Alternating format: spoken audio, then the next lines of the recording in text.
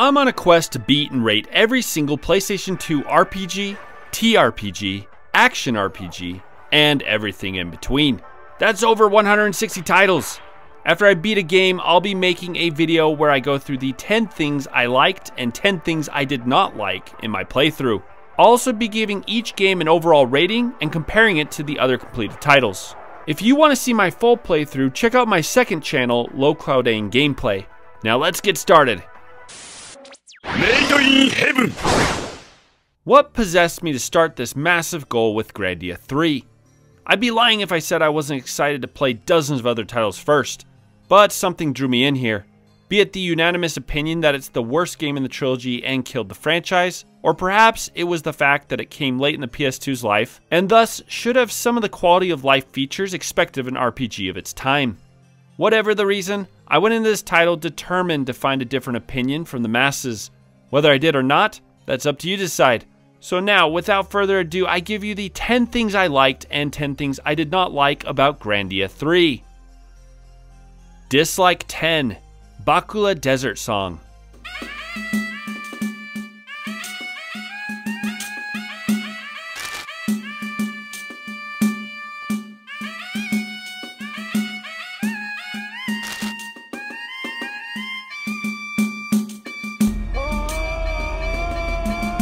Like 10. Teleporting. Grandia's battle system is built around movement, turn order, and disrupting enemy attacks. It's incredibly addicting and well thought out. I'll speak to more of this later in the review, but one aspect that elevated the entire battle system was the ability to teleport around the battlefield.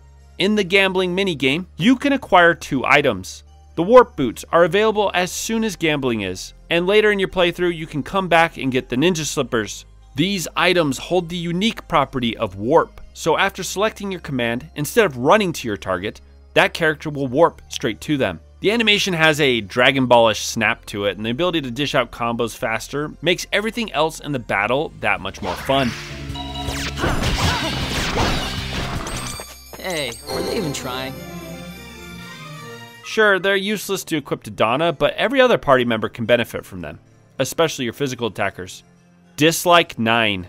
Schmidts Story. Schmidt is the very first character you see when you boot up the game. He's a celebrity among the pilots of the Grandia 3 world and idol of the protagonist, Yuki. The opening sequence is very entertaining. We watch his first flight, which ends in a crash, followed by a spattering of misadventures. A high note is when he rescues a veiled princess only to find out that she's, ugly, I guess? I mean, he's not really a looker himself. So if his intro was done so well, why is his story something I dislike? Well, unfortunately, his character development is only half thought out, and he ends up being a plot device that pops up when needed. Yuki first meets him because Ulf just so happens to be acquainted? How? Who cares? They go to his hangar where he decides to help Yuki in exchange for a random fruit nut thing we found along our journey. He doesn't just build Yuki a plane on a whim, but replaces his plane twice, as Yuki has an unfortunate habit of crashing everything. Finally, he just so happens to be in some random snow village we crash land by when all of the flight units are knocked out of commission. Not only does he have a plane he's stashed away that can fly without a flight unit, he also refuses to help until his heart is touched by the thought of his dead wife. The wife, the plane that flies without a unit, all of these things were never foreshadowed whatsoever. They just pop up when it's convenient. I mean, you dedicated a minute-long opening cinematic to the guy. Pull it up and give us a montage of things in his life that will come up later in the game. Like 9. The theme song.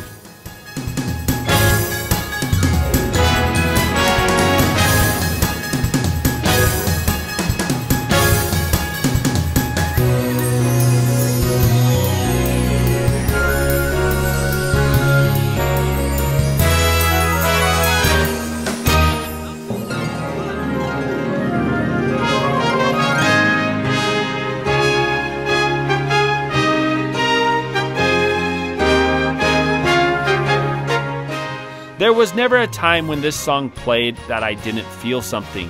What a banger! It embodies the theme of adventure, flight, and exploration better than the actual game.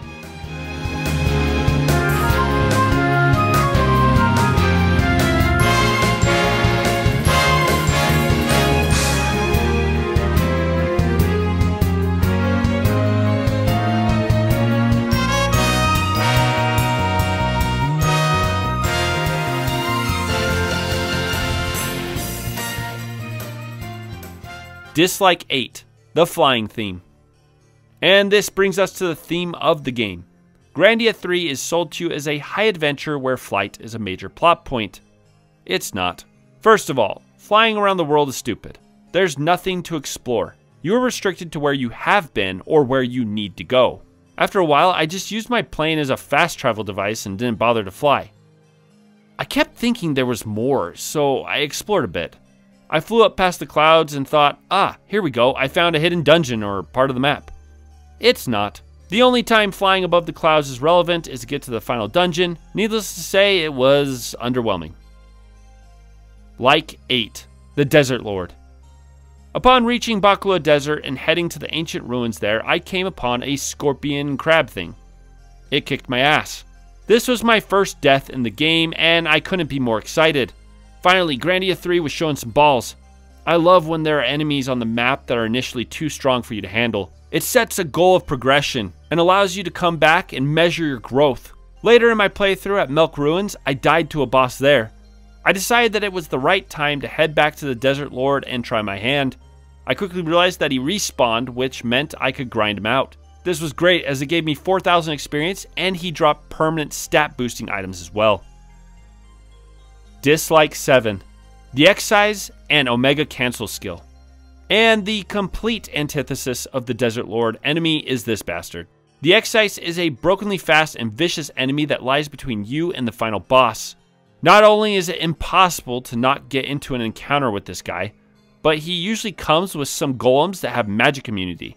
Now that wouldn't be all that bad, right? Challenges are what gives a game flavor.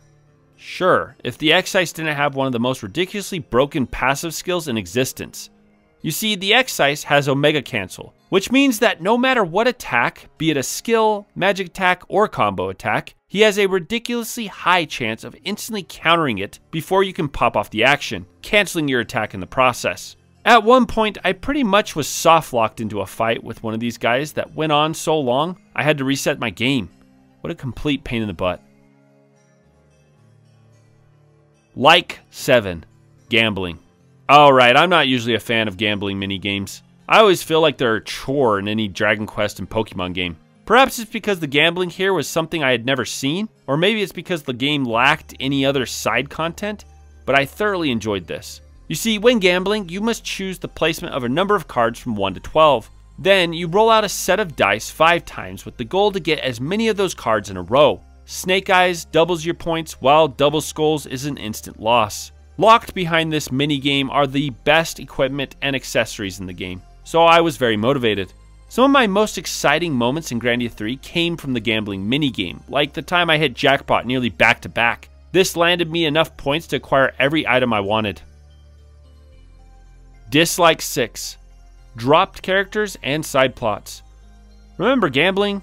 Well, the woman who runs the gambling hall, Bianca, is one of the side villains of the story and is responsible for one of the single best scenes in Grandia 3.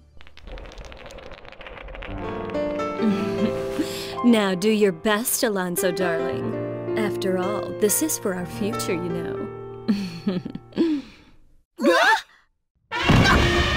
What do you think you're doing? Get your hands off my Alanso, you little hussy!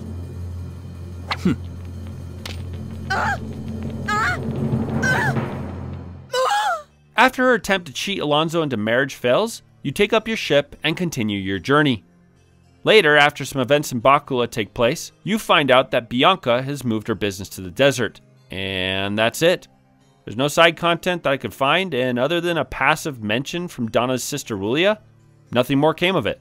Another example of abandoned side characters and content is the very first antagonist you're introduced to in the game, Cornell. He's set up as a bit of a Looney Tunes character, and I loved it. But later in the game, he just isn't there. Even his partner Violetta gets a random boss battle and an ending, but not Cornell. Like 6, passive skills. I love passive skills. Counter has always been a favorite of mine, as it always feels like I'm gaining an extra turn. In Grandia 3, you get skill books that, if broken down, give you a skill. These range from increasing your wind damage to countering, all the way to giving your physical attack extra hits. Grandia 3 struggled majorly in character customization, so the ability to build out a tanky counter unit, a fast-moving multi-hitting glass cannon, or a fire element nuker was very engaging. Have other games done this better? Absolutely. But the absence of a system like this would have made Grandia 3 so much more worse of a game. Dislike 5. Dhana's character. I am the chief of the Baculani people. My name is Dhana. Look, it's no secret that I love me some anime boobs. I'm all about classy fan service and waifus. Dhana has all of that in spades. But unlike well thought out and developed characters like Lulu from Final Fantasy X or Jessica from Dragon Quest VIII, Dhana was pretty much just a pair of boobs. We first meet her in Baccula, where she's the chief of the village. She has a strained relationship with her sister, and apparently, through a very awkward flashback, we find out that she is the wife of Raven. Both of these aspects of her character are handled poorly. Her relationship with her sister is reconciled in a static dialogue scene, and by the time Raven dies, the story has done nothing with Dhana to make us sympathize with her. In fact, other than the flashback, Dhana doesn't even interact with Raven until he dies. Seriously, how could you waste such top-notch character design? Like 5. The Minitaur fight. When the battle system opens up, which is arguably the only true redeeming factor of this game, you get to test your mettle against the usual suspects, birds, goblins, and such. It's not until you reach Rondodo and make your way to the top of the island that you get to really see how well you understand the combat. This boss fight was epic. The Minitaur comes with a dozen minions, and if they aren't dispatched quickly, you can easily be overwhelmed. Many of the bosses that follow were just as challenging, but this one sticks out in my mind as it was the first time I felt like the battle system was truly testing my skills. Dislike 4. Vejas Jungle and Ruins. I wouldn't say that Vejas Jungle and Ruins was a terrible dungeon. In fact, I kinda liked it. When you first get there, branching paths with large stones block your way. You must choose which way to push the stones to open up the optional paths. This was one of the few examples of dungeon puzzles in the game and was lightly entertaining. The main reason the entire Vejas area is in my dislikes list is because of poor game design. You see, a principle of good game design is that everything you do in the game should be teaching you something. For example, there are two types of save points. One is your standard that lets you save, while the other does the same but also heals you. To this point in the very predictable structure of these areas, you travel through the initial locations, be it a desert, forest, or, well, more forests, before you reach the temple, ruin, or, well, more temples. Inside these ruins, you will usually find a save point that heals you. Vejas did not have this. This long area of the game decides to just throw you out into the wilderness while all previous dungeons had a saving point that healed you. The major issue here is MP. Magic is busted and pretty much required to manage mobs in Grandia 3. On top of this, MP healing items can't be bought, only found, and they are stupidly rare. By the time I got through Vejas Ruins, I had spent nearly all of my MP items, essentially increasing the difficulty of the rest of the game. Like 4. The colorful world and character design. Be it what it is, Grandia 3 is a pretty game. Sure, areas like Dragon Valley and the Verse Realm are incredibly uninspired, but aside from those examples, this world is colorful and a delight to look at. The character design is unique and incredible as well. I'd say that Raven and this chode are the only exceptions here. Raven's design felt like he was in the wrong game But take a place like Baccula and its inhabitants. A colorful tent city and a shining desert oasis felt right. I especially like Dhana's sister's design, though she apparently wasn't an important enough character to give a detailed model to, which is a shame. The villains felt great as well. Lalim and Violetta were standouts here. Lalim made me uncomfortable every time he was on screen. Violetta's model had an unusual amount of detail to it, being one of the few characters with wavy hair and jiggle physics. This is kind of crazy as she played such an insignificant role. However you look at it, Grandia 3's artists and designers did not disappoint. Dislike 3. The final boss. Well, where do I start with this one? Remember what I said about game design being built to teach and test you? Well, bosses are the pinnacle of this principle. Every boss battle should be a test of what the game has been trying to teach you up to that point. The final boss should demand you to use every bit of knowledge you've accumulated in your playthrough. Sure, they can throw out a few things that you haven't seen yet, but nothing too out of the box. A perfect final boss is like college finals. and everything on that test should have been part of the semester's curriculum. So imagine my surprise when the final boss pulls out an area of attack move that instantly kills anyone standing in it. This was absolutely ridiculous. First of all, you can't move your characters. They will move to an enemy in order to attack, but that's it. So if this son of a bitch is standing in or near the circle, and your characters choose not to run out of it, bye-bye, game over. On top of this, the boss was so unusually fast that how I'd built and developed most of my characters had to be completely reworked. I died twice. Once from that stupid circle, and the second after I had burnt through every single healing and reviving item in my inventory. The damn thing lasted almost an hour before the boss mercifully killed me. So I reworked my characters. I built Yuki as a healer and poured all of my physical passives into Ulf. Then I grinded levels for an hour or so. What a drag in a game I was already struggling to enjoy. Like 3, Alanso and Miranda. Ask anyone who's beaten this game and gave it the time it deserves, and they will almost unanimously agree that Miranda and Alanso are the best part of Grandia 3. Miranda is the mother of Yuki and one of the most fleshed out and colorful characters in the game. Alanso is a ship captain who was discovered in a barrel after losing everything he owns, including his ship, at the gambling hall.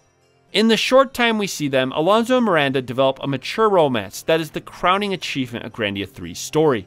And for some unexplained reason, after Yuki and Alfina leave them, you never hear about them again. This was a huge mistake. If these two characters had hung around through the playthrough, I do believe that Grandia 3 would be considered a better game for it. Dislike 2. Party customization. What is a role-playing game if not an opportunity for choice? In fact, I'd argue that choice is one of the defining features of the genre. And nothing is more widely loved than party member choice. Who you bring on your journey and develop is a mainstay in the genre. So what does Grandia 3 do? Well, it doesn't let you choose your party. And this is not for lack of characters. Throughout your playthrough, you will have access to 7 playable characters. But throughout your playthrough, you will always be assigned your 4-member team.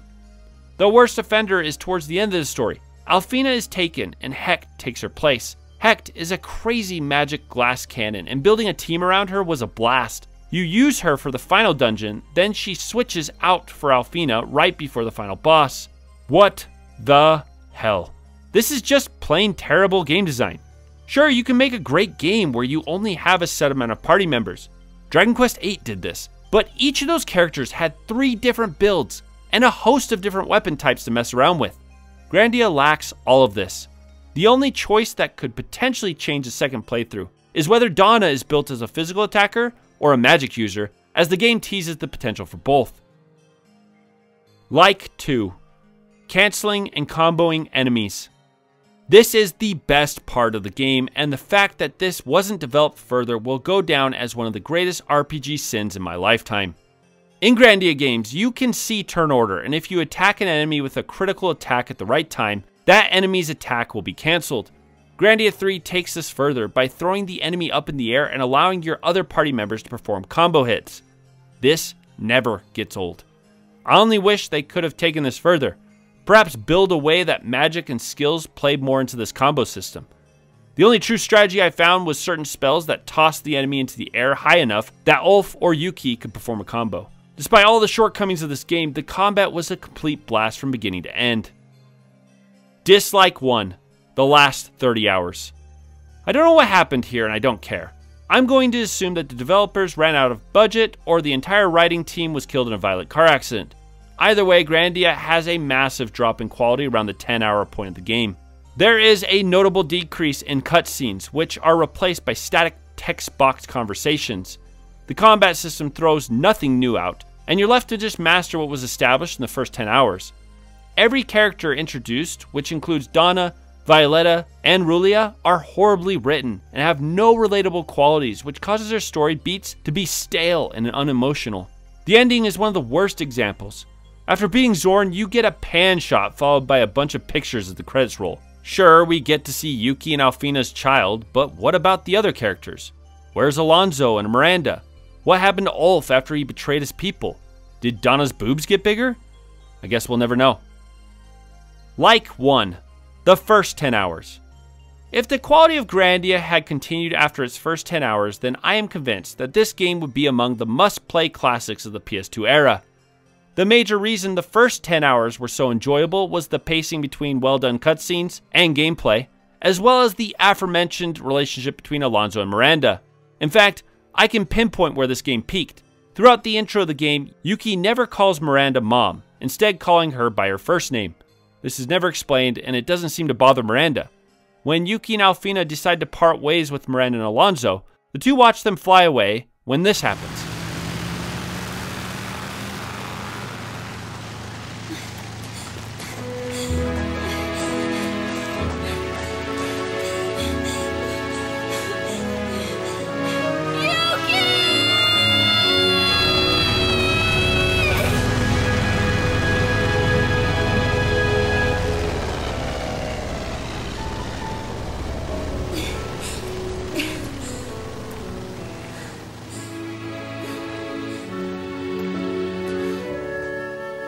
Yuki has finally spread his wings. Bye, kid.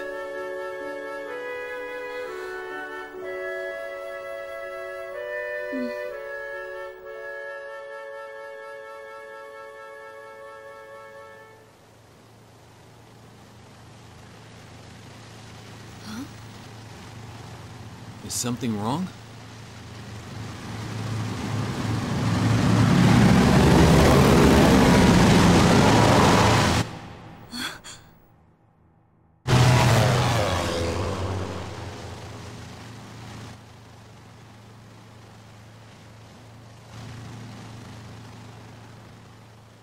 He said, Mom. Hmm? He called me Mom just now. That's the first time.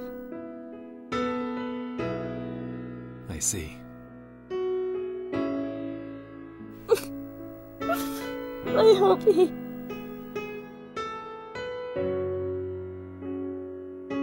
Go on, let it out.